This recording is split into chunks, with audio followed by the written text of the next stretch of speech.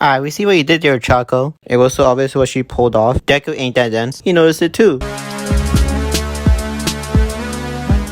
My oh my, wow. Did season 5 My Academia just ended last week, really? It kind of feels like yesterday when we saw the new trailer of season 5 My Academia like a couple months ago. And here we are in the end of September. The season 5 of the series has ended with its last episode, episode 25. And while of course the My Villain Academia arc ended last episode, episode 25 here was constructed with 2 parts in it. The first half was the remaining of My Villain Academia, and the second half was like the slice of life style of My Academia. In the first half of this episode, it pretty much wraps up the My Villain Academia arc with a new foundation of this organization led by Shigaraki that's been renamed to Paranormal Liberation Front. And so Hawks gathered this intel, who is now working under cover for the Public Safety Hero Commission. And being part of the crowd that witnessed the formation of this new front by Shigaraki lit up Cyrus and Hawks' mind that League of Villains here are no joke and should be considered a hostile threat to Japan. Also, the first half of this episode, we see Shigaraki visiting the evil doctor in his office where he works in a hospital, where Shigaraki asks the doctor that he wants to become stronger, to turn what All Might left behind to be turned into dust, and to accomplish that he knows that he can't underestimate these heroes nowadays, and so will undergo for 4 straight months of pain to acquire this new power, which we did saw seen in episode 19, where Shigaraki did go through his treatment before My Villain Academia arc even started, since we all know that season 5 to switch around the arcs, which is what it is. But back to the episode itself, because of this experiment, not only does it make him more stronger, but the doctor reveals a chilling bombshell that made Shigaraki's ashy eyelids to widen up with his shocking expression on his face. That after the experiment is done, Shigaraki will be able to inherit the One For All quirk, the same quirk that the villain Awful One is seeking, which is absolutely unreal to think about and to wrap your head around. That Tomo Shigaraki will soon eventually be head to head with Deku to acquire One For All. And let's not forget Shigaraki's quirk that will only be amplified after these 4 months. This man will be the literal definition of a killing machine, as well as being a danger to society. Like, yo, when season 6 gets animated, the world shall know pain, no Naruto pun intended. But yes, as the anime continues for season 6, the eventual conflict shall be put on hold until then. Now transitioning to the latter part of this episode, we see the UA students are reunited back together after taking time off from school to do their hero work studies. We see that every student present their new abilities and techniques from what they learned during their work studies, one by one as they present their new moves on the UA robots. We see one of the characters who I'm gonna point out is Ochaco, who reveals one of her new gadgets that launches out a whip out of her gauntlets. It looks quite reminiscent to Deku's Black Whip quirk and how it functioned and used, which after this whole assessment ended, Deku notices Ochaco's new modifications she put on her new hero outfit, and then once they confront each other, the most wholesome, beautiful moment for those Deku and Rocket shippers was the freaking fist pump. Like, damn, like, just go out already, bro, come on.